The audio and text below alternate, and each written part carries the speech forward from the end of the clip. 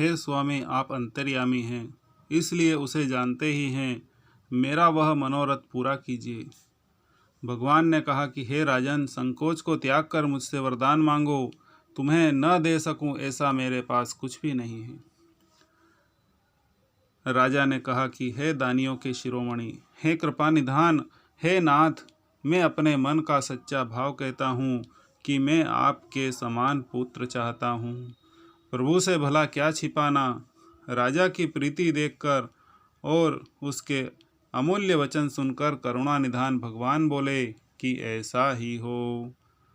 हे राजन, मैं अपने समान दूसरा जाकर कहाँ खोजूंगा, अतः स्वयं ही आकर तुम्हारा पुत्र बनूंगा। शतरूपा जी को हाथ जोड़े देखकर भगवान ने कहा कि हे देवी, तुम्हारी जो इच्छा हो सो वरदान मांग लो।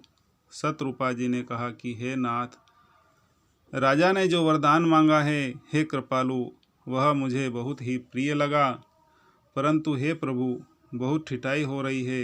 यद्यपि हे भक्तों के हित करने वाले, वह ठिठाई भी आपको अच्छी लगती है। आप ब्रह्मा आदि के भी पिता, उत्पन्न करने वाले जगत के स्वामी और सबके हृदय के भीतर की जानने वाले ब्रह्मा हैं। रानी की कोमल, गूढ़ और मनोहर श्रेष्ठ वाक्य रचना सुनकर कृपा के समुद्र भगवान कोमल वाणी बोले कि तुम्हारे मन में जो कुछ इच्छा है वह सब मैंने तुमको दिया, इसमें कोई संदेह मत समझना। ऐसा वरदान मांगकर राजा भगवान के चरण पकड़ रहे गए। तब दया के निधान भगवान ने कहा, ऐसा ही हो। अब तुम मेरी आज्ञा मानकर देवराज इंद्र की राजधानी अमरावती में जाकर वास करो। हे तात, स्वर्ग के बहुत से भोगों को भोग कर कुछ काल बीत जाने पर तुम अवधपुरी के राजा बनोगे दशरथ के रूप में। तब मैं तुम्हारा पुत्र राम बनूंगा।